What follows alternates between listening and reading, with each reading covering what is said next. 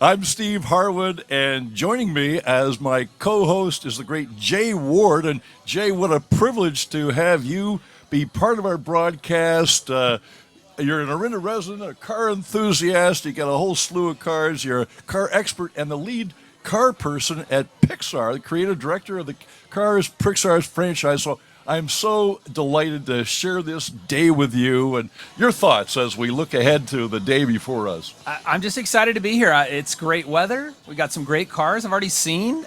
This is going to be a lot of fun. Well, to kick things off, we've got a video interview I did with Chip Herman. And as you'll see, Chip is just one great guy, and he is considered the father of the Orinda Car Show. Way back in 2006, I think it was, when they got started. And but you'll see. Let's roll the interview with Chip Herman. Well, I'm delighted to be here with my dear friend Chip Herman to talk to him about the Orinda Classic Car Show. But we're catching Chip in his garage. And hello, Chip, and give us a little tour of what is behind you in that garage. Oh, hey, Steve. Good to see you. How are you today? Oh, great. Thank you. Oh, yeah. Well, this is just a little place that we built to be able to keep the cars closer to home so I could make sure they were well taken care of and used. But got about 800 square feet here. I've got 8 or 6 cars that I can store on 3 separate racks. I've got a nice little 66 K-Code Mustang. Up on top there is a 2008 Shelby KR. Got some nice views for the cars so that they can take a look out over the park here. You know, everybody needs that. We're a little tight. We're kind of nose to tail. 69 Mustang right here. Let me see. I can't see. Clearly, you pamper them. You pamper them just like they're babies. I do. I try to take care of them. And there's the Kirkham Cobra, and up top there is a 67 Shelby GT500. So, wonderful. I enjoy it. It's nice. They're close to home, and I get a chance to see them more often than when I used to store them out at Concord in an airplane storage facility. That was not so much. Well, you know, I want to take you back to the beginning of the Orinda Car Show. You are considered the father of the Orinda Car Show, and take me back. I think it's either 2006 or 2008, way back. And I know you were the founder, and then you were the main manager of an organizer of the event for 14 years. Take us back to the beginning and tell us how it got started. Oh, it was a great 14 years, that's for sure. And, you know, it got started when I bought my first car, which was this 66 Mustang that's right behind me. And in spending time around the car and driving it around Orinda, I recognized that there are a lot of really cool cars and really cool people who enjoyed their cars and were looking for ways to use them. I think most of the people in Orinda weren't car show people. They just had cars that gave them great pleasure and they enjoyed to drive.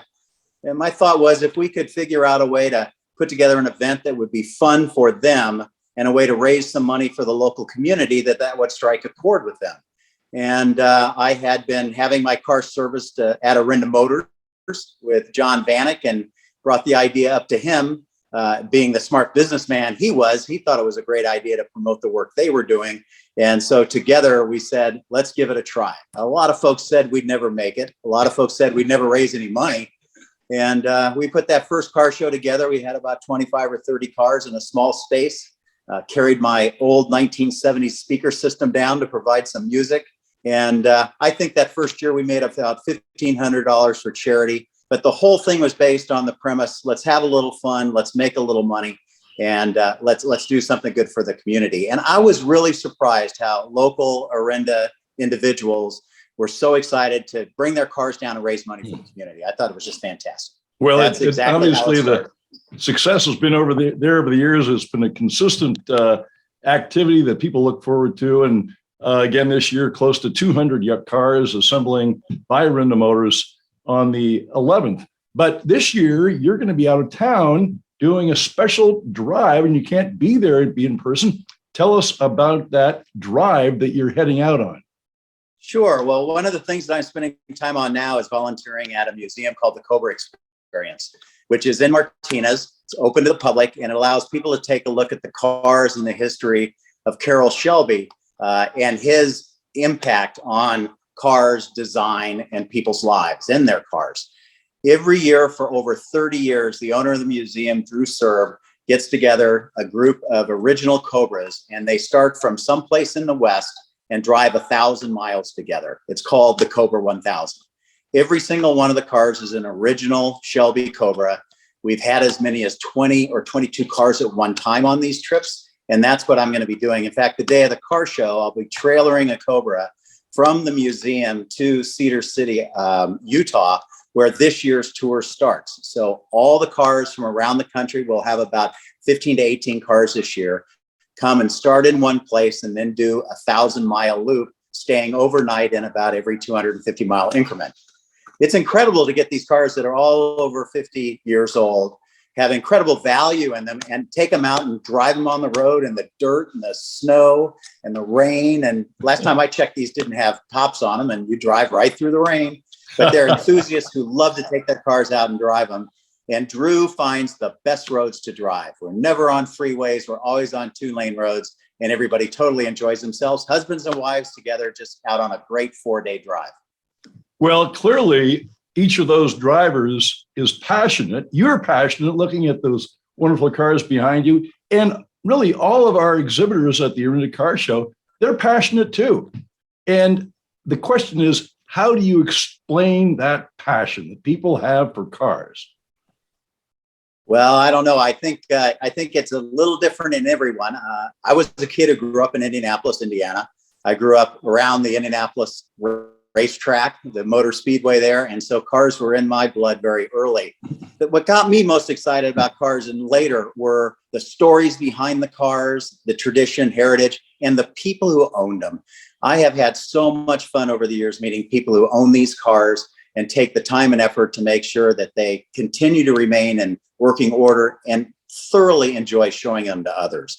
It really, really makes me excited when kids walk up to my car and realize that there used to be such a thing as an 8-track tape, or that the cranks on the sides of the doors are actually door window up and down mechanisms. But it really comes down to the people. When you meet folks who like their cars, they're going to be nice folks because they want to talk to you about it. They want to show it to you. They want to share something that's important to them.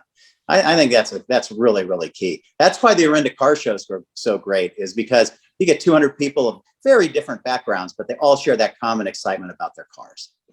Well, Chip, thank you so much for joining me on this interview. And thank you so much for what you have done for the Orinda community, the whole region, really, with the car show tradition. It's going to be rocking and rolling in Orinda on the 11th, but you'll be missed. But we appreciate all of you've done, and good luck in your drive. Hope you don't get a flat tire. Yeah, I hope not too, Steve. It's been a pleasure. Steve, as the voice of the car show, I know you'll have another great show. And I want to say hi to everybody and enjoy yourselves. It was fantastic getting it started, and it was great to see it keep going. Everybody have a great time. All right. Well, thank you, Chip. Here is Andrew Moran with his 1973 Porsche 914 convertible hardtop. It's got a 4-cylinder, 2.00-liter engine and is distinctive with its Phoenix red color. Andrew has 168,000 miles on it and has enjoyed each of them driving it. And here is Jim McClellan's 1998 Porsche Boxster convertible. Jim has been a longtime driving instructor and is now track program chair of the Porsche Club of America Golden Gate Region's track program. He says the Boxster is a great car to learn track driving with, as it is low horsepower but very balanced and nimble. Here is E.J. Kohlberg's 1972 El Camino. It has a family tradition. E.J. has now owned it 3 years, and his father owned it 17 years before that, and the family restored it in the 2000s. It is proudly barber-owned and can be found parked in front of the Sharp Barber Shop in Lafayette. And here's Mary Carrillo's 2001 Harley-Davidson motorcycle. Mary loves its throaty growl that is the signature of Harley-Davidsons. Mary also has a passion for handbags. In her handbag collection, one says, Live to ride, ride to live.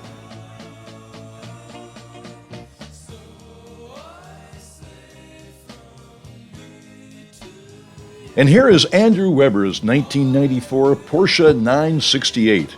Andrew says, these days when cars want to look like pubescent transformers with all their sharp angles, the 968's clean styling with smooth lines that are soft and easy on the eyes are what I like. He further says, there's no family history with this car other than the fact that my daughter had better not ever sell it when I'm dead and gone. I'll haunt her for good if she does. And next up is John Baker's 1969 Datsun Sports 2000.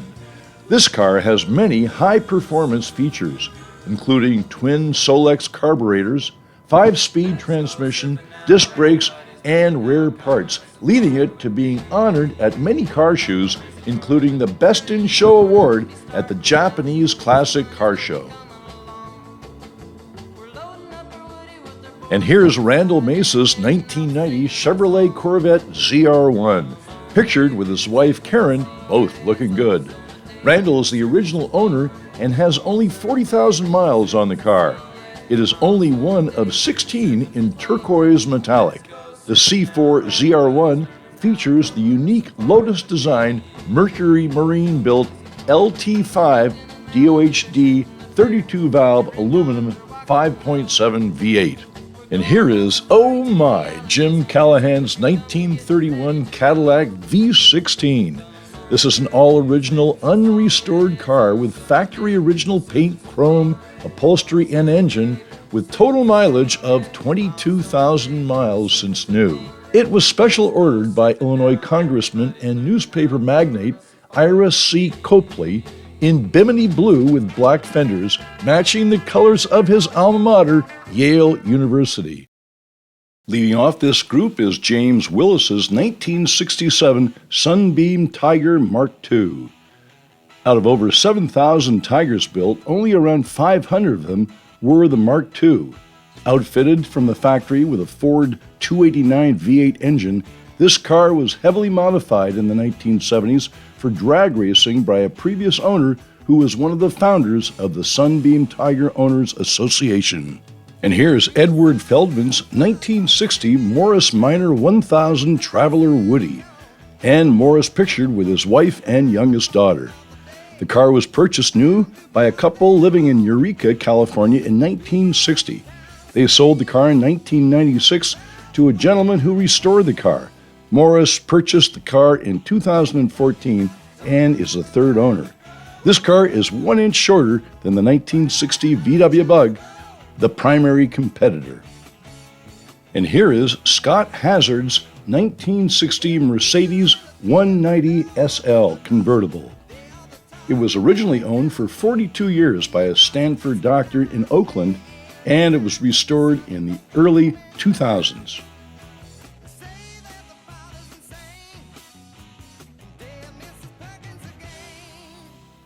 Next up is Ron Simme's 1973 MGB convertible. Ron bought it new in 1973 and has owned it since. That's a 48-year love affair.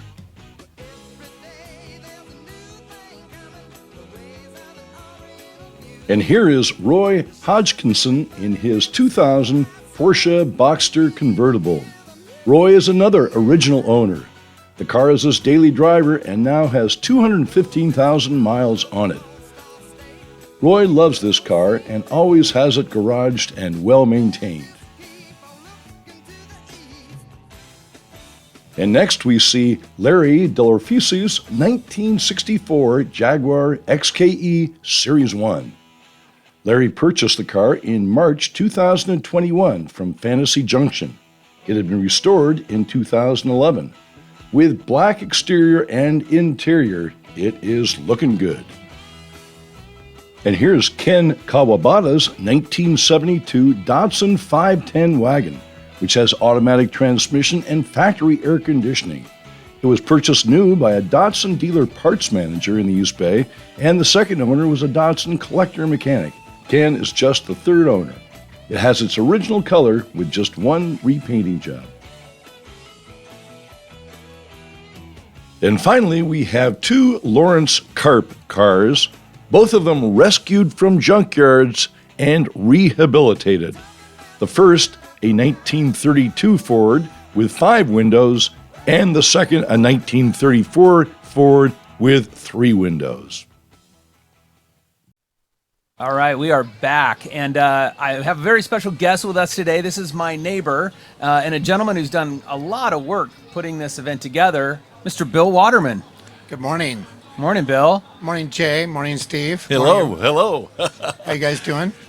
We're great. How are you doing? I mean, you've had a lot of work to do this morning. I've seen you running around. We're glad we had just a minute for you to just sit down and chat with us for a second about the show. If you can, really briefly, just tell us kind of what's going on today, what's happening here, and what the plan is for the rest of the day.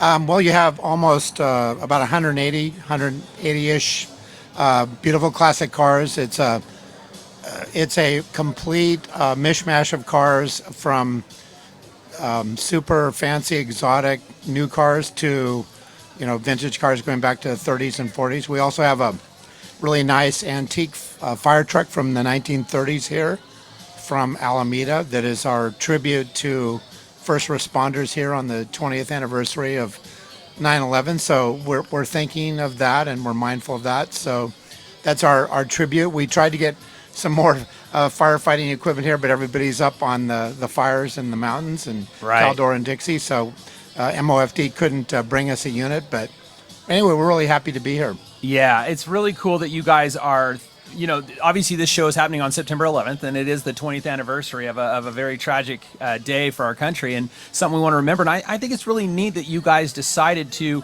sort of honor first responder vehicles and bring that into the car show as an element of the car show this year. Yeah, and we also have a Fourth Pour Restaurant who's here. They have I think an early 60s vintage fire truck that has been converted into a pizza oven, a mobile pizza oven, which is so. Yeah, and anything that you've seen here, being a German car fan, is there anything you've seen here today so far you've been excited about? Everything I've been excited about here today, from the Ferraris, and I saw a Lamborghini Aventador that came in. I think it's purple. Yeah. That was awesome. But just, everything here, it's an eclectic show, as you guys know. It is a wide range of vehicles. I mean, there's a World War II Jeep right behind us, and then you said, there's a Lamborghini Aventador across the way. So you couldn't get a bigger range of vehicles than what we've got here today. And a shout out to the Fiat little people mover from 1958 that showed up on the trailer. The Multipla. What is it called? It's called a Multipla. Multiple people. Yeah, Fiat Yes. Multipla. Well, Bill, I know that before you came on to the interview, you had your walkie-talkie going, you had your cell phone going, and I know that you've got many details to attend to. But we appreciate your stopping by, and thank you, and congratulations. What a great result after all the months of planning. Well, my hat goes off to both you guys. Awesome. You guys, this is a tremendous thing having this live stream, and I hope that the recording of it is widely seen along with the live stream today. Thank you so much. All right. Thank you. Thank you, guys. Bill.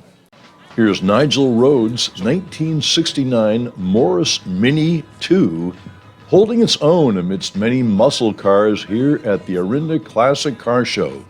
It was originally from New Zealand and was fully restored in 2005.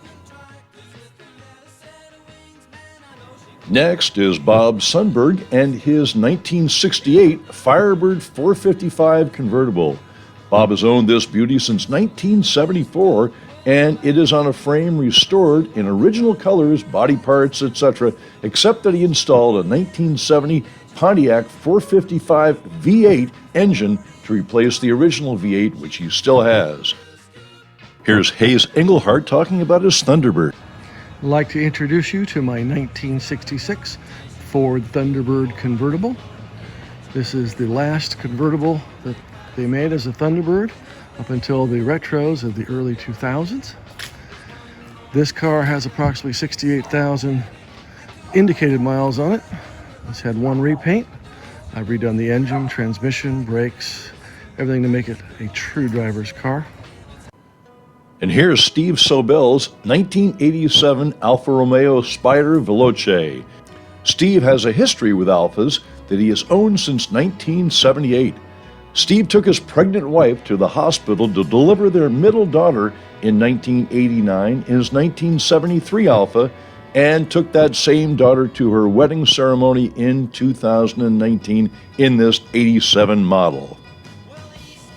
And here's Mike and Sarah Christensen's 1963 Thunderbird Coupe. The car is mostly stock except paint, wheels, and front disc brakes. The paint is Corinthian white with a little blue pearl.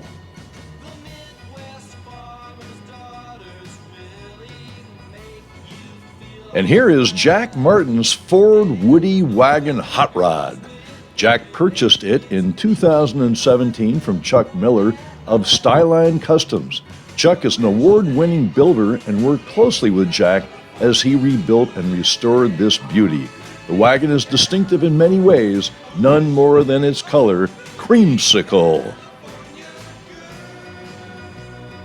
And next is Glenn Zamanian's 1955 Jaguar XK140MC Drophead Coupe, one of only about 175 cars still in existence with its special options.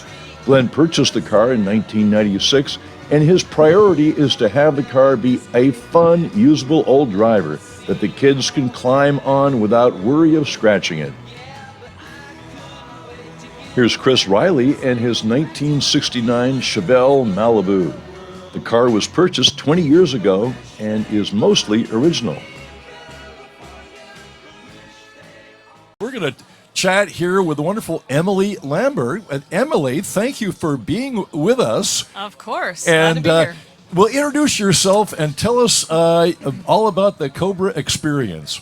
Well, I will back it way up. I grew up in Orinda. All right. Oh, So, welcome. yeah, went to Glorieta, OAS, and Miramani. All right. So, I am with the Cobra Experience. We are a museum in Martinez, and we have a whole display out here. We brought out a 68 GT500 KR that happens to be a car we are giving away next year. So you can enter to win that car. Wow. Yeah, winagt500.org. Very original. This is one of the new ones. The new. No, it's a 1968. It's an original Shelby two-owner car. That's a valuable car to be giving away. Yes. And KR is king of the road. Yes. And you are king of the road if you own that. Oh, no, I was queen of the road Queen of this the road, morning QR. when I They drove should it. call it the Yes. QR. Yes, I was in charge. Wow, very cool. And what's the motor on that one? 428 Cobra Jet. All right. All Yeah. right. So it's got a little got a get little up and punch, go. right? Yeah. Right. Passes anything but a gas station. Yes, I love and to say it's that. nice and red. So, it's red. Red, give me a ticket, So red. tell us about the variety of cars that you Yeah. have out there, because I know it's just splendid what you have. Well, thank you. So we are specific to Shelby American from 1962 to 70. So we've got that, all the classic cars. So we have 65 GT350s. We have 67, 68, 69. We've got Daytona Coupe. We've got a whole plethora of Cobras. And again, all original cars. The only car that's not original as far as the Cobras go is we have a movie car from Ford versus Ferrari. Very cool. Yeah, so one of the Cobras that they used. Very cool. Yeah. That's great. Well, Yeah. Emily, thank you so much for talking Yeah, you're with welcome. us. And you're right here. Right here. Folks Yep. can drop by and Yep. talk about all this great history. And win a car. Yeah, And- and come visit us. We're open next weekend too. All right. Next Sunday. Great. So, thank you guys. All right. Well, thank you, Emily. And what a great day here. My God, it is Yeah. blue sky here in Orinda. The temperature is just right. Folks are walking around. They're being COVID safe, but they've got a smile on their faces. And it's just a great, great day. Well, Lyle, let's roll a car video number 3, if you would. And we'll look at a few more cars that we have here and a little bit background to them. Here's Dwayne McMullen's 1995 Corvette Coupe. He spotted it in 2016 in a small used car lot in Sacramento, and the rest, as they say, is history. The Corvette, a car with a firm place in American car history. And here is Stephen Furtado's 1967 Porsche 912. He's owned the car since college when he found it on Craigslist. He found it on Craigslist at an auto mechanics business in Palo Alto who was trying to sell it for the owner. It turns out the owner lived right around the block in Moraga. He actually purchased and picked up the car at his house there. And here's Kurt Haley and his 1969 Ford Mustang Fastback GT. Kurt has had a 23-year moving love affair with this car. It was his muscle car in college, but then he sold it when he felt it was time to grow up. As the years went by, he longed for it, and then miraculously, he spotted it under a tarp in his old neighborhood. He was able to buy it again, and the car and owner are now reunited and happy.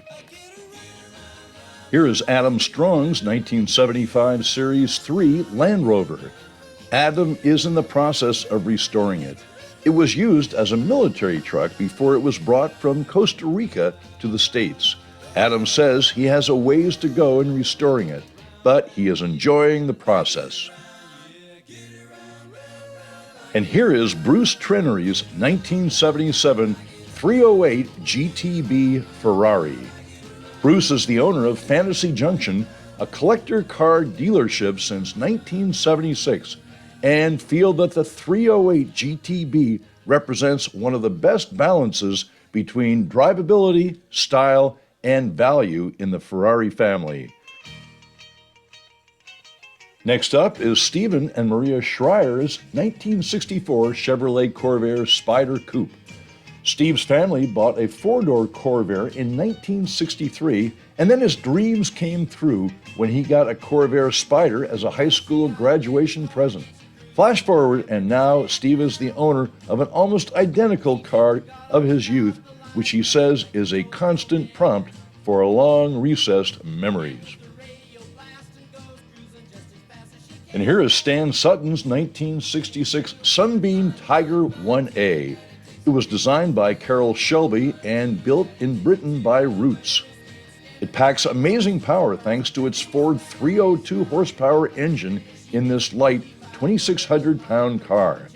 The Sunbeam has appeared in numerous Hollywood films, including being the very first chase car with James Bond at the wheel in Dr. No. And here is Austin and Vanita Louie's 1955 Chevrolet Bel Air hardtop, of which they are proud owners. The car is fully restored in all respects, now sporting a GM 502 big block engine with an incredible 530 horsepower. Its prowler red color makes this beauty unmistakable. By the way, we have settling into our interview chair, we have the wonderful Kate Wiley just setting into our interview chair. Welcome to our live broadcast.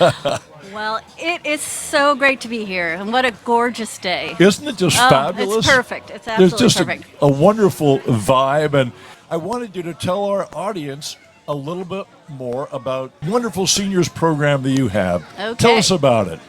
Well, in 2005, we started a program with the city of Orinda and we named it Seniors Around Town, and it's free transportation to medical appointments and other errands for Orinda seniors. And the drivers are all volunteers who live in the community. The seniors live in the community as well, so it brings people together. We call it Neighbor Helping Neighbor. And we've been doing this for 16 years. We're now providing like 120 rides a month. Well, I know it's a lot more than just providing the rides, because I've been in the office. Of course, I hang out there, and you and Kathy and Cindy, when those phone calls come, you're so caring with the seniors that are calling in and understanding. A lot of them, they just appreciate the sound of your voice. And I know that with Tish driving the seniors, it's just a wonderful connection. So it's a little bit more than just getting from point A to point B. It is, and our tagline to Seniors Around Town is it's more than a ride. So relationships are built between the riders and the drivers. During COVID-19, we had to suspend driving seniors and started a program providing grocery shopping and delivery and reassurance calls, and just connecting.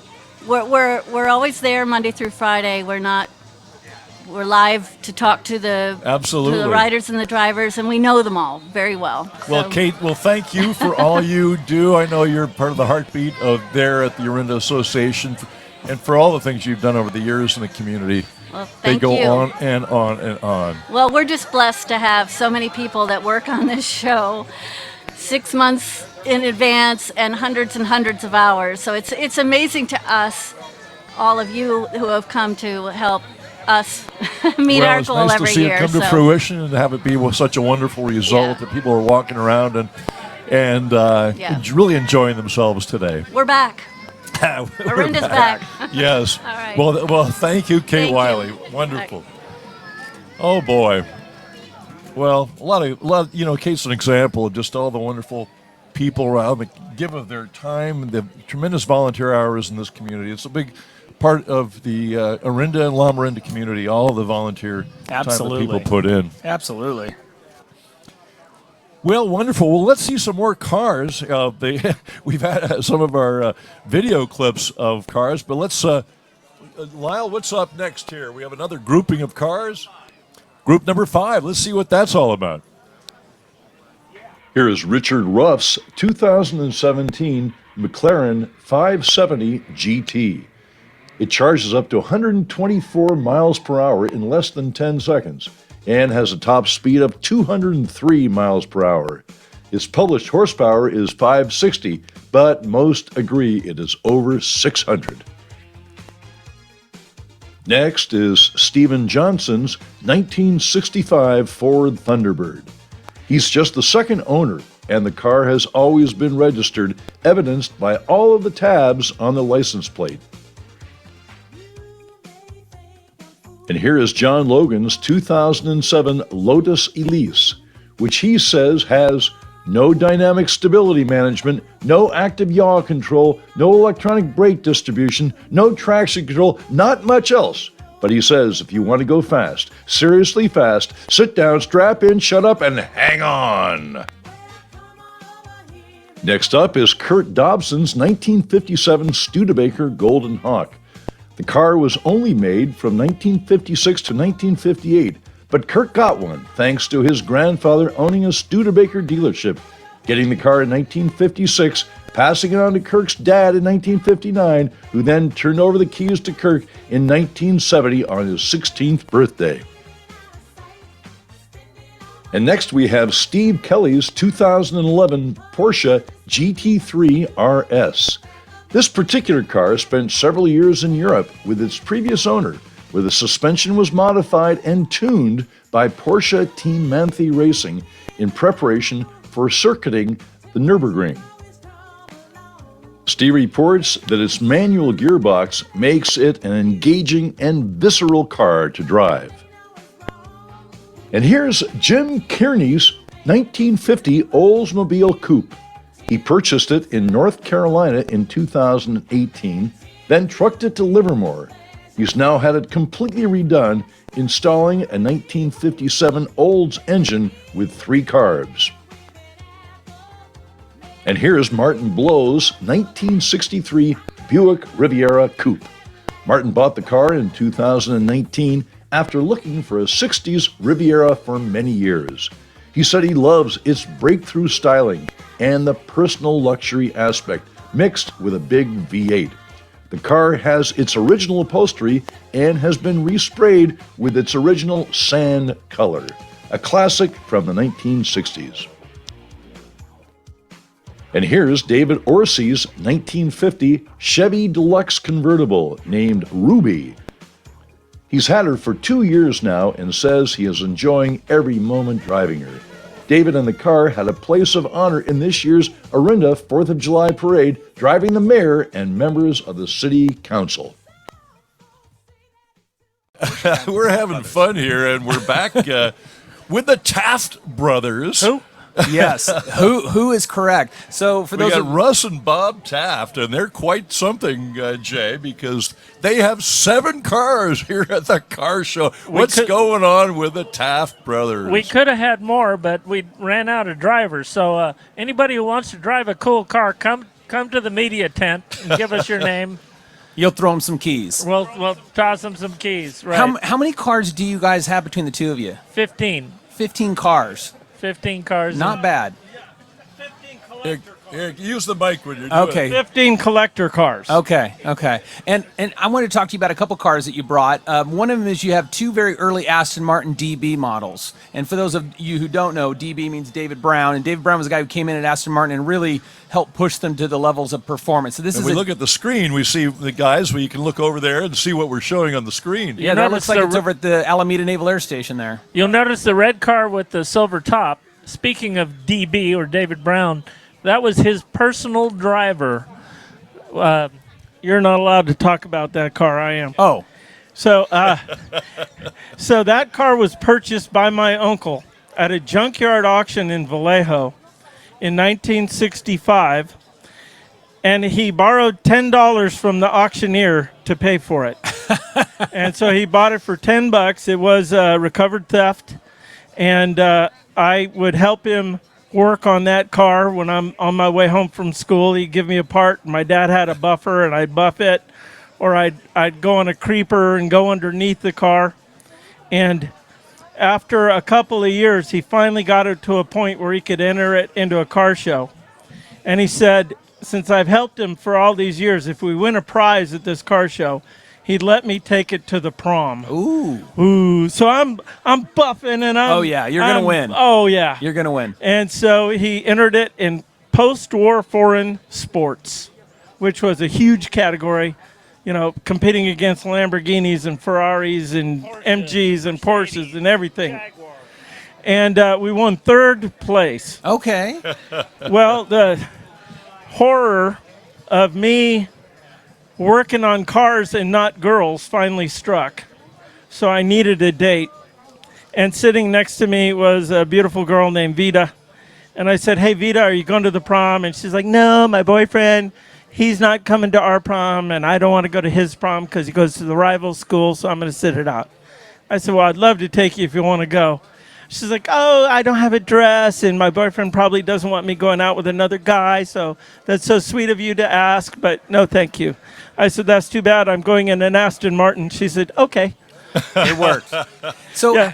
I got to roll back a little bit, though. This car belonged to David Brown. How did you guys, when you bought it at the junkyard for $10, how Right. did you know that it belonged to him, or did you figure that out later? Was there a piece of paper under the seat? It was later. It actually, a birthday present to my uncle. A friend of his wrote to Aston Martin Inc. with the serial number and said, do you have a history of the car? And they sent us back. It actually belonged to, quote, DB, whilst on holiday in the States. I was So gonna is say, this the 57 or the 59? The 57. So Lyle, put up number 105 if you would. So this Yeah. car, there it is. I like his radio voice. But there it is. That's a famous car. And is that car is here today? That car is here today. It's a very rare car. There's only 11 of them in the world. It's called Wow. a notchback. And that was David Brown's. If you go back to the previous screen, all Aston Martins were fastbacks or convertibles. Right. And so they did a few of these, which are the notchback coupes. They're called a fixed head coupe. So the top Right. doesn't come off. Jaguar used that term as well. Yes. Yeah. And so that was David Brown's favorite configuration. So both of his Really? company cars were notchback coupes. Very cool. And that makes it very rare, and even rarer still, it was David Brown's car. Right on. Well, It is. We gotta roll along here, but we could talk all day long with the Taft brothers, and obviously, here's what we're seeing, Jay, is that with every car here, there is a story, and not only the history, but then it got you a date with the with a good-looking babe. I hope the prom went well. It went well, but, in my brother's case, you had to have $1 million car just to get a date. I didn't have that problem. I was focusing on girls. Oh, well, guys, it's great to have you here. Thanks for being at the car show and bringing all your cars, and what a great day. But you're making a great contribution to the whole region by displaying these cars, and thanks for getting all the drivers to drive them over. Are interlinked with stories we'll be Oh, happy boy. to tell you in person if They you go come on and on. by. We could have an entire special with the Taft brothers. Let's My do God. it next year, right? Thanks All again for right. bringing your cars and telling your stories today. We appreciate All it. right. Hey, well, thanks Russ for and the Bob, opportunity to tell the stories. thanks for dropping by. Oh, my gosh. Well, Lyle, let's go with another one of our videos that show a variety of the cars. Let's go with our car video number 3. Here's Michael Weldon's 1965 Ford Fastback. This is a GT350 Trans Am conversion set up with a Paxton supercharger 5-speed Tronic. It is ready to go on the track anytime.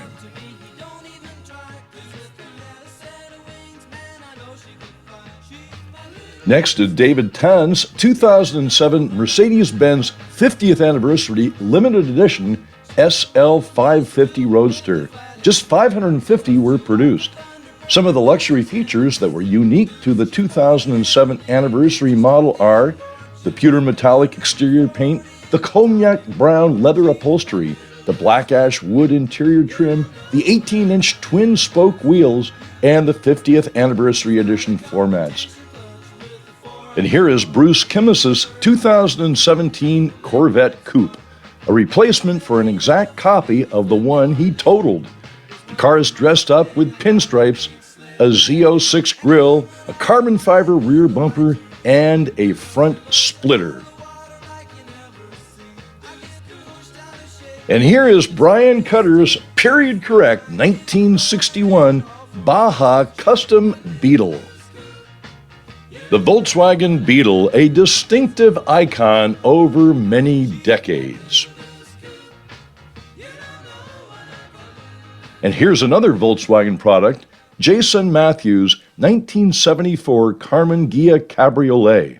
Jason purchased the car in 2019 as a gift for his wife Jen, who since her teen years always wanted a Carmen Ghia. About 45 minutes after picking it up in Los Gatos, driving to Orinda, it burst into flames. The car has been fully restored the last 2 years, and Jen reports with a smile that they have new license plates labeled One Hot Flash, as an homage to the car's fire and Jen's age. And here's Adam Beckett's 1984 Toyota Celica Supra. The car was purchased by Adam's uncle at Concord Toyota in 1984. It's now in his possession, and he loves this car. The car is all original, including the paint. And here's another Adam Beckett car. This one is the 1965 Pontiac GTO that his dad bought as a midlife crisis car. His dad enjoyed it for a good 20 years before he passed away. Now Adam takes great care of the car and enjoys it every time he takes it out. Here's Mark Monte's 1964 Sunbeam Tiger. American racing legend Carroll Shelby, under contract with Roots Group in England, built the 1964 Sunbeam Tiger prototype, a high-performance V8 version of the Sunbeam Alpine Roadster. The Sunbeam Tiger was a low-production vehicle which was manufactured in England between 1964 and 1967. Here's Dave Svoboda's 1965 Pontiac GTO Coupe he purchased in 2018. After less than a month of ownership, the engine and transmission went out. At that time, he decided to do a complete restoration and added new features like a new engine, transmission, air conditioning, fuel injection, complete interior, along with wheels and tires. There have been a lot of other details added to make the car what it is today. And here's Dwayne Schroeder's 1926 Ford T Coupe. Dwayne has been the owner since 1949, with many changes to construct a traditional steel 6-inch chopped hot rod, using no major part newer than 1975. He did the original upholstery on top and doors as a teenager in 1956 and developed a special mix of Mogan David paint in 1960. He built the manifold in his high school shop in Kansas in 1958. The car is going strong, and recently the car ran at Sonoma Raceway. And here's Michael Lipinski's 1938 Cadillac 60 Special 4-door sedan. The design was noteworthy at the time. The car sat 3 inches lower than other Cadillacs. It had a fully integrated trunk. The distinctive roof looked more like a convertible top than a 30s sedan roof. Cadillac executives were worried that it might be too radical for the ultra-conservative American luxury market.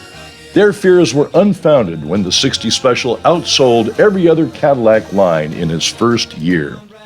And here's Russ and Bob Taft's 1968 Ford Mustang GT CS Coupe. The CS designation stood for California Special, as this model was one of the first built at the Fremont plant.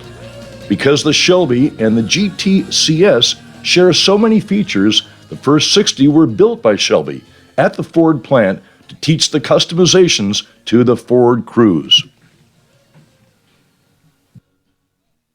And here's another Russ and Bob Taft car, this one a 1968 MGB Roadster.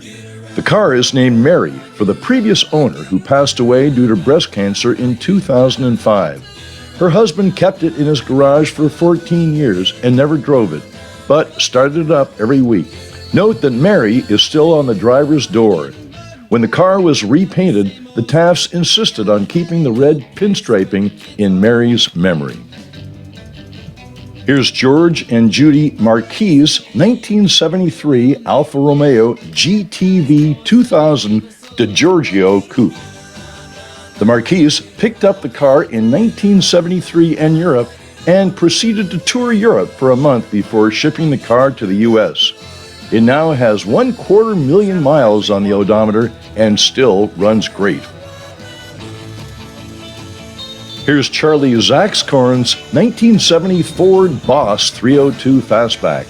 Charlie was in college and 20 years old when this car was originally sold, and he always admired this car, both in this stock version and the Trans Am upon which it was based. Finally, he thought it was time to make the move, and in 2018 bought this beauty, which has been fully restored to its original condition. Here's another Charles Zaxcorn car, this one a 1966 MGB convertible. The car has had just 2 owners since new. It was purchased by Charles in 1970 and restored in 2020. Now, Jim Lutz is going by. Jim, sit down in that chair because I want to talk to you a little bit. You must be desperate. This guy has wanted to be interviewed all day. He's just hung out by the booth and begged to be interviewed, and we're finally going to just relent and just let him be interviewed. I'll make stuff up. Jim has got that microphone right up to you. A lot of history behind him. Of course, number one, he is the partner of the great Diane Lutz, who is one of our co-chairs of this event, and she is a dynamo. But Jim is a multifaceted guy. You probably don't know this, Jay, that Jim is a drummer and has performed over the years as a drummer, but he is also a filmmaker and has had a career in that, including filming Formula One, I believe. Not Formula One. IndyCar.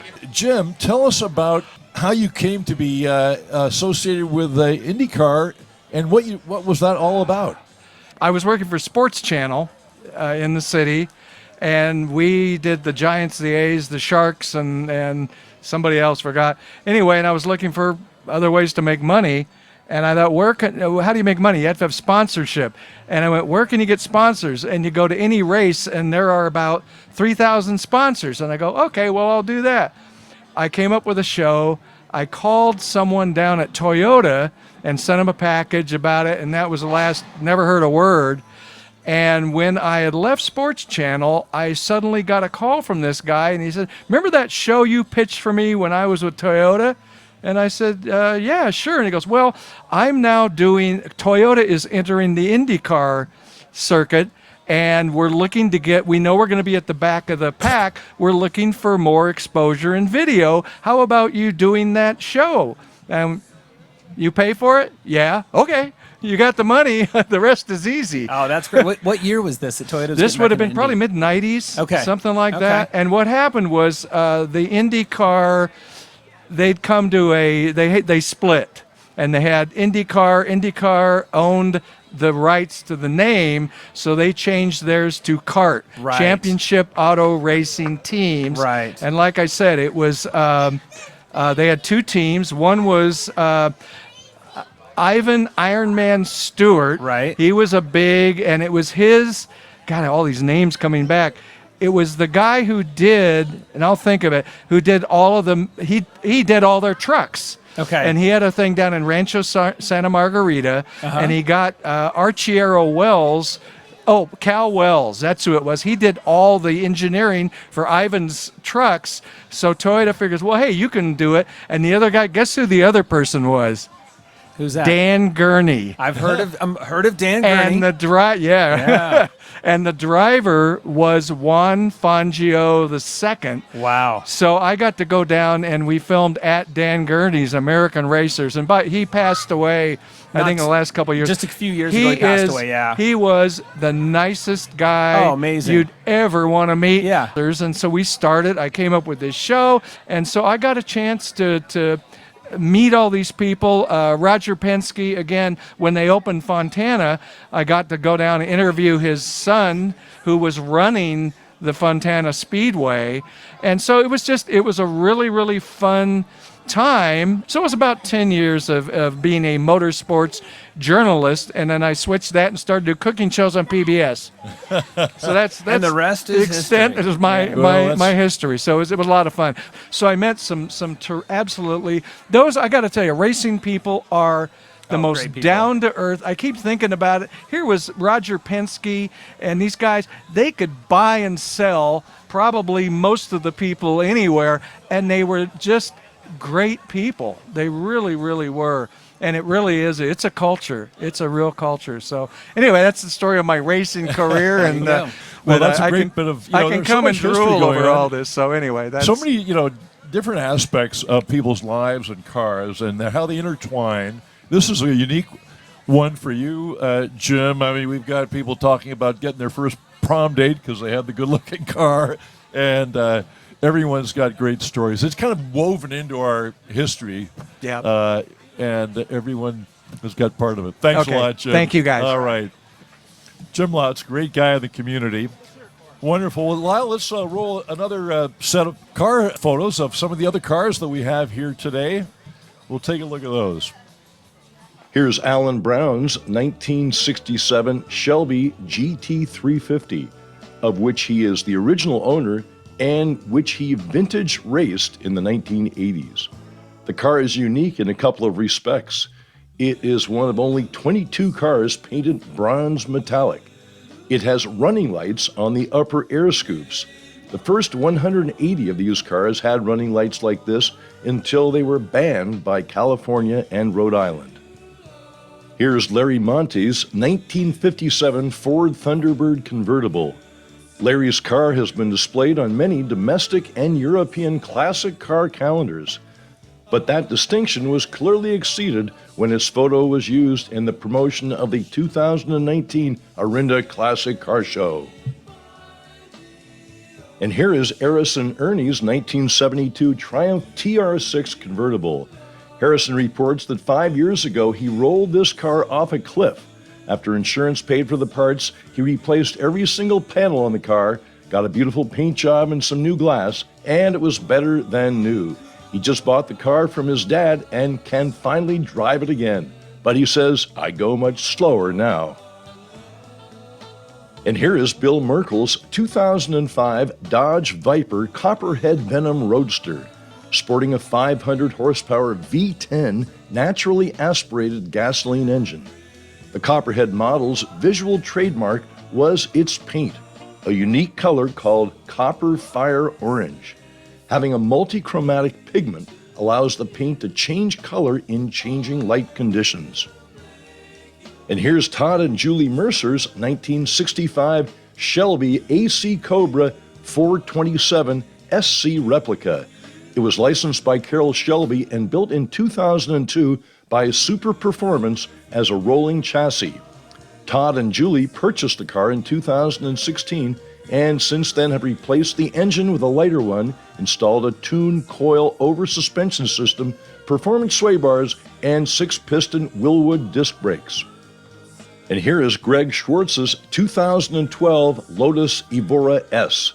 Greg dreamt of owning a beautiful Lotus since childhood, and his dream came true in 2012. He says he treats it with utmost respect. It never has been in the rain or wet except to clean it, and it is garaged, so it is in perfect original condition with only 5,500 miles, mostly the result of touring on the coast of California. Here's Kevin Romack's 1975 Porsche RSR. This is an example of the Porsche RSR cars produced for the International Race of Champions series. The idea was a collaboration between Roger Penske and ABC to showcase the drivers from varied disciplines, including F1, IndyCar, SCCA, and NASCAR. Each of 12 drivers were put in identical cars in an all-out effort to derive a world champion based solely on driver ability. And here's Robert Shepman's Camaro Supersport that he has owned since 2009. It has been professionally restored to stock specs, and the car sports the original stock color of Hugger Orange. Robert says the car appeals to him because of its legendary muscle car reputation and its current drivability. Robert says he can drive this car anywhere and does, and it makes folks smile too. We are back. Yes, we are, Jay. And God, what a great day this has been. We have had beautiful weather, unbelievable cars, a nice crowd walking around. Not so crowded as they were concerned about COVID, but just right.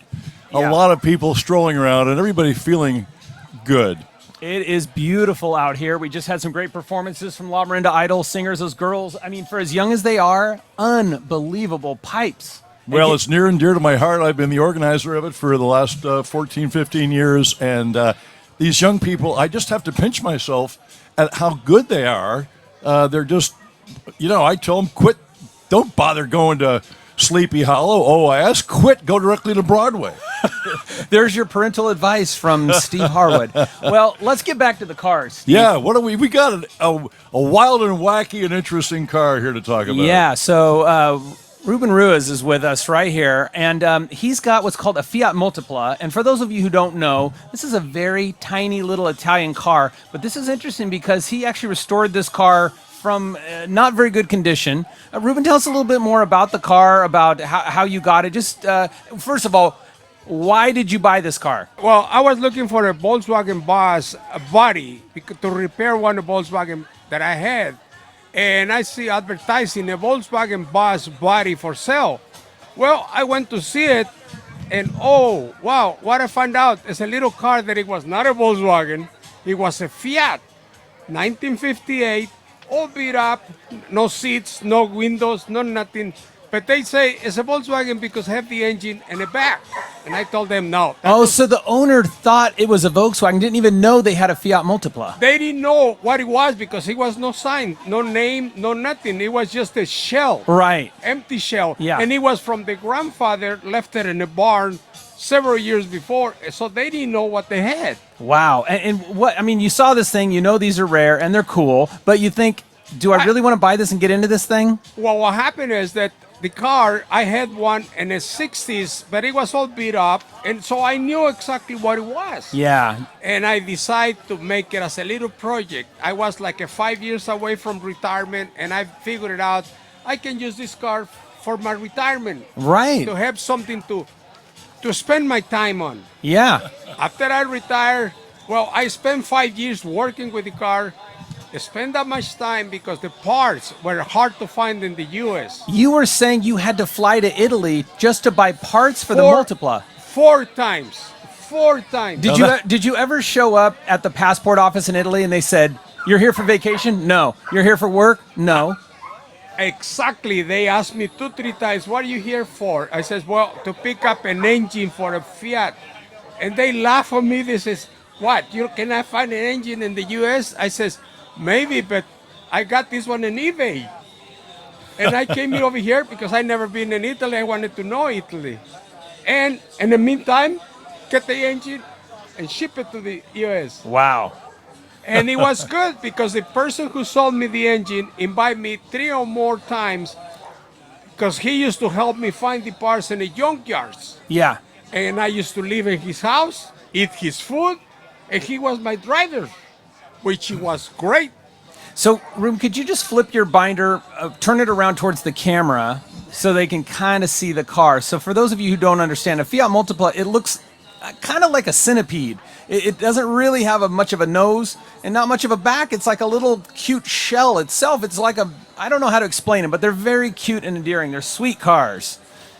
Well, it's a car that you don't really see it anymore. No, not very many of them made it to the U.S., right? They didn't import that many. This is the way I found it. No windows, no doors, no engine. You are what I would call a glutton for punishment. Well, I thought that it was a good retirement project. Do you want to work on my car? I've got a car that needs some rust repair right over here. And of course, it took me, this is the final product. Yeah, it's beautiful. Tell me about the color. Was that a factory color? Well, what happened is that I was looking at the show, Jay Leno had one, and I understand that he paid like $80,000 for it. Wow, $80,000 Multipla. And the colors, I love it, that kind of colors. So I copy his colors. Okay. It's a white over a school bus yellow. Yeah, it looks like a sunflower or school bus yellow. So Yeah. that's inspired me to get the car. And since it was my retirement project, so And now it's all done. You've got it. And where's your home now? it's in Pasadena, California. And you came for the Orinda Car Show. Just for the Orinda Car Show. Oh my gosh. You know they should have a long distance award for you bringing that thing all the way up Well, here. in some places they give a trophy to the person who gains more miles. We have a trophy for you right now. Wait a second. Oh, whoa! Look at this special award. You're Wait a seeing this here. second. Oh, he's Here bringing go- out a box of awards. And I have been waiting for this moment. Oh my God. Here we go. You've got. Here's the trophy presentation. Look at this. We need a photo here. Look at this. We have a trophy winner. Hans, you got to take a photo. so Ruiz, all for, the way from for the future, Pasadena. for the future generations. He is the winner. You've heard this. Winner of our longest distance award. Let me see the thumbs up. Yes. Thank you so much. So, All right, well, thank so you that's so that. much. That was one of the reasons I decided to come over. Not just for the trophy, just because the fun and it's like adventure. Besides, I have a car that very few people see, very few people remember that cars, and for the new generations, they see a car that they never saw before. That was the real reason. Oh, wonderful. Very cool. Thank you so much for bringing it. So Wonderful to next talk year, to you. when they send me the invitation again, All I right. will be here. Send a picture. I will. Okay. Thank All you right, so well, much. take your prizes there. Well, thank you very much All for the right, invitation. that's an incredibly valuable award you received there. That Yes, I am. I gonna wear this proudly. Thank you. Be proud of it. So, thank you very much, and right. have a good day. All Thank you. right. Expect Happy my travels. invitation for next year. Okay. Oh boy, we're having fun here. All right. Here's Everett and Leela Shockley's 1963 Ford Galaxy 500 XL Penelope. The big mid-60s Fords were always Everett's favorite cars when he was a kid growing up in Indianapolis, and when this one became available, it was a midlife crisis come true. The color is a distinctive Ming green, a factory original color. Oh, how the 60s cars had color. Here's John Anderson's 1957 Chevrolet Bel Air sedan, named Emily. John bought her in 1976 when he was 16 and has owned and driven her for the 44 years since. In 2010, her V8 220 horsepower engine was rebuilt and she was repainted with stock Adobe beige over Sierra Gold metallic colors. John clearly has a lifelong love affair with Emily. Here's Kevin Roebuck's 2021 Shelby GT500. Shelby is the most powerful production car in Ford history, with a 760 horsepower and 625 foot-pounds of torque through a 5.2K liter supercharged V8, along with another first for Mustang, a dual clutch gearbox with 80 millisecond shift times. And here's Brad Schaefer's 1967 Chevrolet Corvette 327 350 horsepower L79 Roadster. The 327 motor, tuned to 350 horsepower, is widely considered the best small block V8 for the mid-year Corvettes due to its ideal power-to-weight ratio. Next is Parker Lucky Luciano's 1971 Chevrolet Camaro SS. He's owned the car for 7 years and drives it all the time. Here's an obscure fact. At first glance, you may think this is a 1970 because it has low back bucket seats, which came only in 1970. But due to the GM strike in 1970, a few of these seats were put in some early 1971 models. Here's John Flanagan's 1966 Ford Mustang Coupe. John's aunt bought this car in 1966 right off the showroom floor. Recently, he was able to locate an original Paxton supercharger from 1966 and had it installed. And this is Kurt Sabnick's 1969 Pontiac Camaro SS. This was his late wife's fourth 1969 Camaro, and Kurt considers it a cancer tribute car.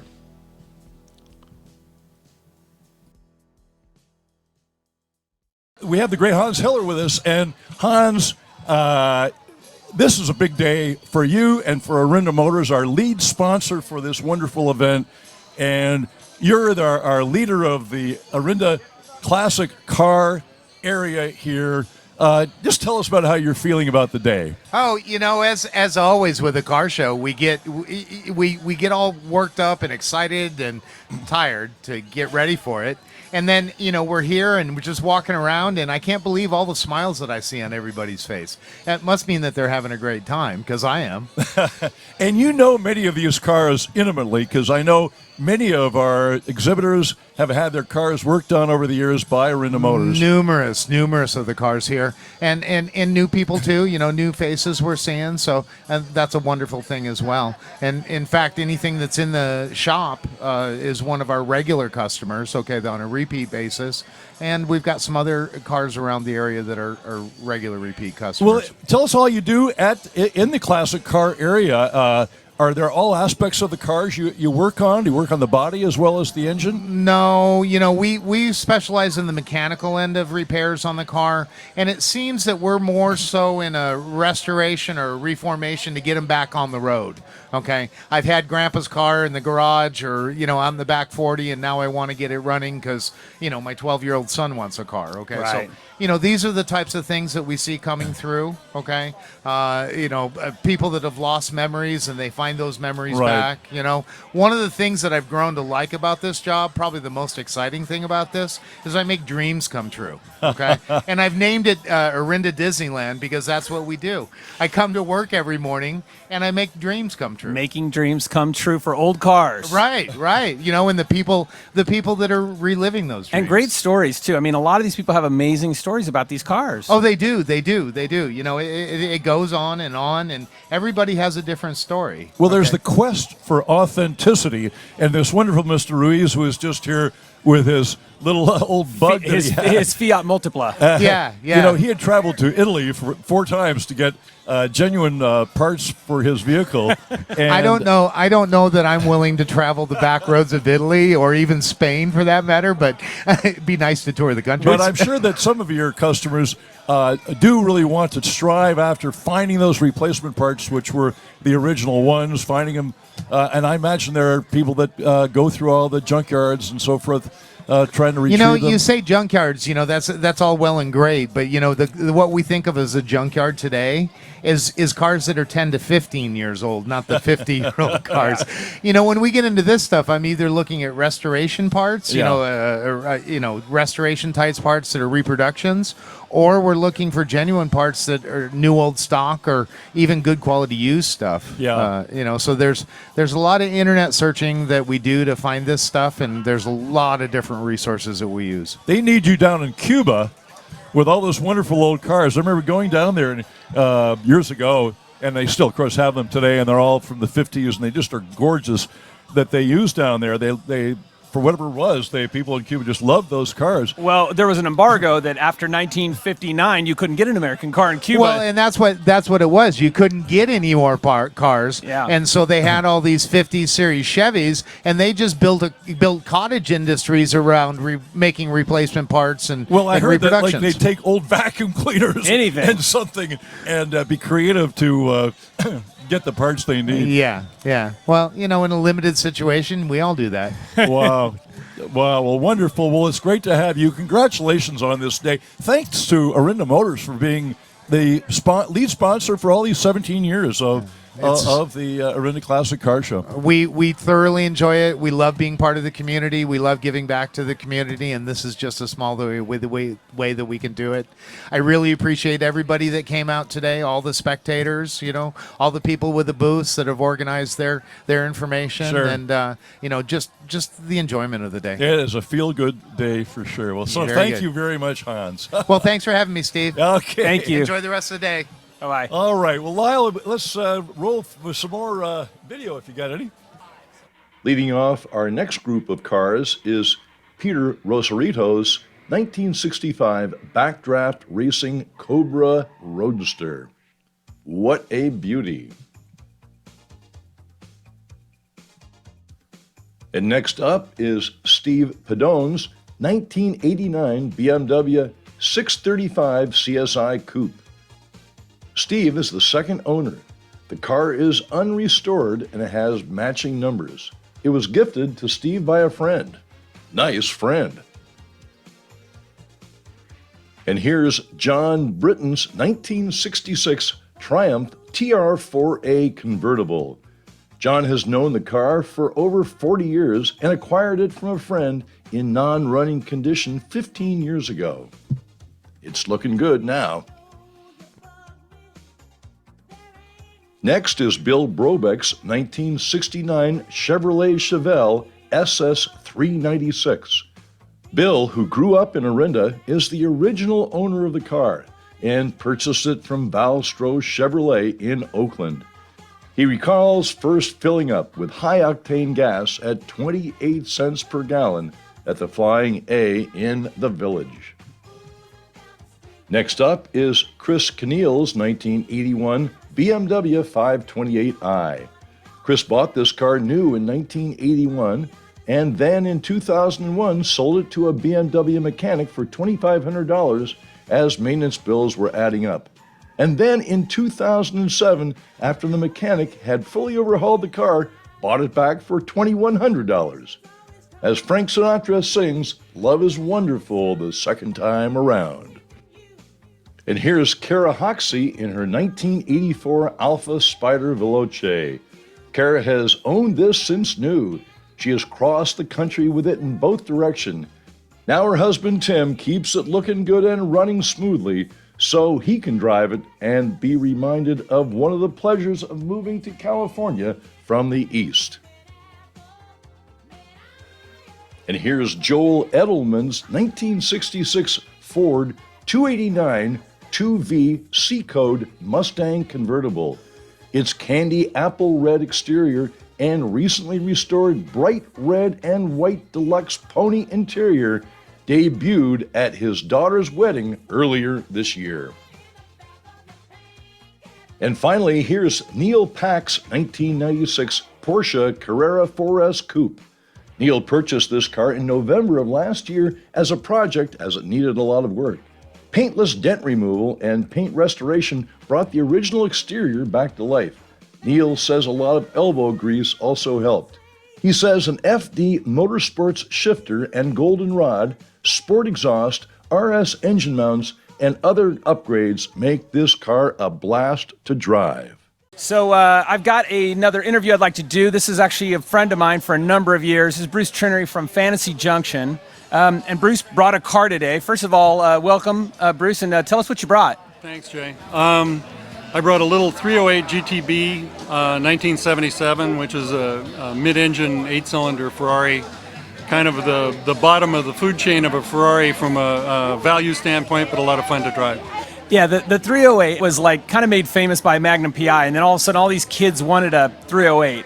Yeah, that's right. Yeah, and they made a decent amount of them, right? I mean, how many 308s did they make? I think they made several thousand of them so that they're not rare or anything, but that also means you can get parts for them and they're not very hard to keep up. They're a pretty simple car. Yeah, and for those of you who don't know, Bruce runs Fantasy Junction, which is possibly one of the most iconic, in my mind, high-end European and American, really global collector car broker right there in the Bay Area in Emeryville.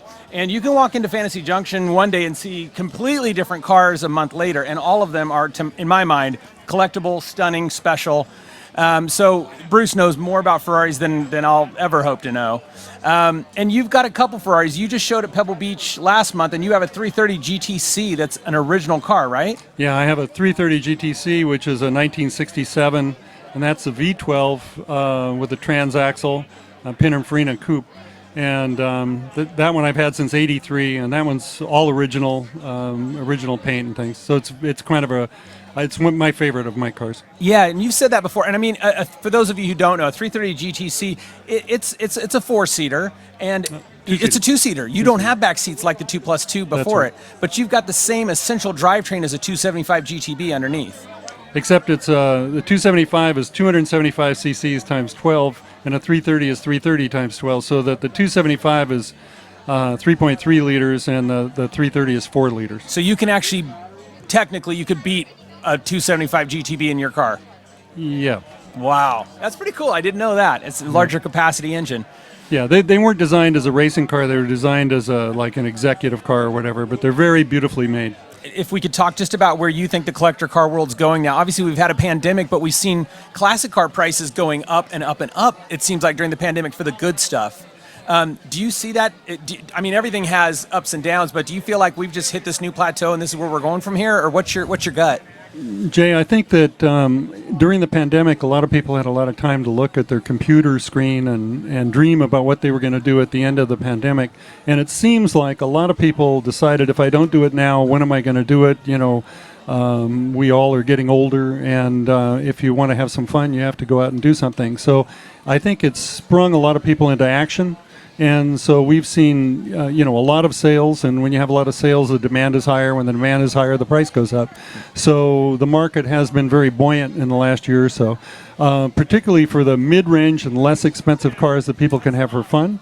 And I think that for the super expensive cars, they've done pretty well, but I would say the very expensive cars, not the super expensive, but the very expensive cars, those might have suffered because a lot of the people that are older are kind of aging out of the game, and so the people that recognize those cars and remember them might be diminishing, and those cars might not go up. What makes you guys decide to put a car on BAT, bring a trailer, versus just going showroom? Well, we found we were actually closed for quite a while, and we found that even when we are open, a lot of people are not willing to travel, and the people from Europe can't travel. So a lot of more deals are done online. And so Bring a Trailer has a very unique platform where there's a lot of commentary on each car. And so at the end of the week or 2 weeks, depending on how long the car is on the auction, when it does go for sale, two things happen. One, everybody's vetted everything they can possibly think about that car, that model, and whatever they know about it. Yeah. And secondly, I think that if you're a buyer that's not familiar with the value of a particular car, you can see that if 5 other people are willing to pay $10,000 for it and you want it, you might pay $10,001, and then somebody will pay $10,002. But you feel comfortable because there's 8 or 10 people at the very moment in the same range that you are, so you know you're not overpaying necessarily. Well, Bruce, thanks for joining us. Thanks for bringing a car to the Orinda Car Show. It's always great seeing you. We work across the street from each other, so it's always exciting when we see each other at Pebble Beach or Orinda Car Show or whatever. So thanks for coming by. Thank you, Jay. Thanks for the interview, and I really enjoyed the show. Yeah, I'll talk to you soon. Yeah, bud. Good seeing you. Yeah, it's good. You bet. All right. Well, let's roll some more Steve Harwood commentary on some of the cars we have here. Leading off this group is Chris Lee's 1996 Porsche Carrera 4S Coupe. Chris bought the car in 2015 with just 1,375 miles on it, and he and his father share the car. It was originally an F1 gearbox, but Chris had it converted to a gated 6-speed manual in 2020. And here's Jeff Baldwin's 1968 Chevy Camaro Z28.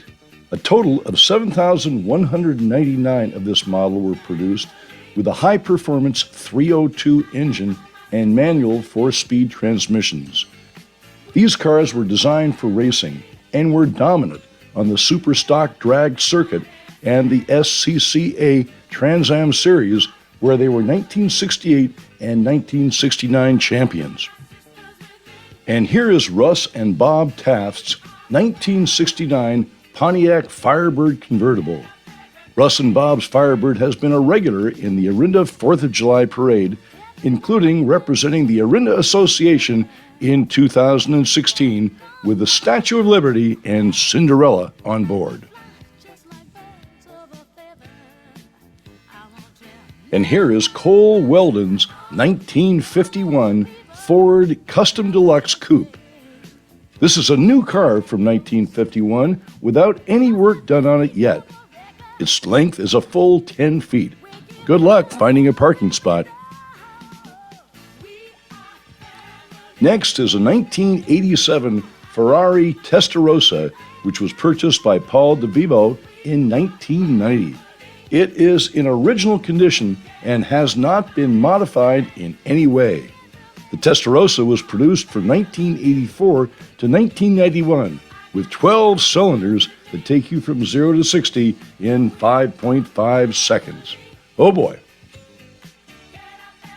And here is Marco Sicco's 1965 Ford Mustang Coupe. Marco purchased it in 1991, and since then, he says, it has been an evolving project. He says every year something has changed or upgraded to keep up with current trends and technology. It sports a hopped-up inline 6,200 cubic engine with V8 suspension components. And here's Paul Dolan's 1968 Chevy Chevelle Coupe. Acquired in early 2017, Paul had been looking for a survivor Chevelle that he could restore, and restore it he did, with new metalwork, a modern engine and transmission, a new drivetrain, and a fresh paint job. Now she is used for the occasional autocross day, Wednesday night drags, and of course, driving the kids to school. And here is James Minder's 1964 MGB Roadster. The car is one of 25 of a series built by Frontline Developments in England in 2018, but is registered as a 1964 since every series car requires a donor car, and bits and pieces from a 1964 donor car were restored and used to finish this car. Have any closing thoughts about today that you? Oh, well, what a great day. It's like, here was a 4-hour talk show, and it just flew right by. Jay, I want to say a big shout out to Lyle Barrar and our team from Desired Effect that do audio, visual. They have gotten into this whole business of live streaming, and there's a lot of subtlety to everything that is done. They've done amazing today. Honestly, like the amount of technical stuff it took to make all this happen, and they just nailed it. So thank you guys. Yeah, but thank you, Jay, and all the joy that you bring with all your knowledge of cars. And what fun talking to our interview people here. We could actually keep going for a few more hours. I'll give a quick plug at the end here. September of next year, so about a year from now, we'll have a new series coming out on Disney Plus. Oh, boy. That's our streaming network, and it's called Cars on the Road, where Mater and McQueen are going to hit the road for 9 episodes and go on a road trip together. So tune in a year from now to see Cars on the Road. Oh, my God. New adventures With Mater and McQueen. The 2 stars. Now, you asked me before if I'd seen Cars, and I actually did see the original Cars, Yes. but how many have been now? 3 Cars features and a number of tunes, what we call Cars tunes. So those have been great as well. Our last Cars feature film came out So in is 17. McQueen a star throughout? Lightning McQueen is always the star, voiced by Owen Wilson. And then Mater is, of course, his best friend, voiced by Larry the Cable Guy. And then a whole cast of lovable characters. And then we have Cars Land Down at California Adventure. So lots going on. Oh, wonderful, wonderful. Well, I think with that we may say so long to everybody from the Orinda Car Show. Thanks for the faithful who have been watching us worldwide. Yes. And we'll look forward to taking our video footage here and turning it into a nice memory, which will be posted on the Orinda Car Show website and sent out to our participants, and also the Orinda Association website. All of it, you can find your way to these great memories from today. We will see you down the road next year for the Orinda Car Show. So long.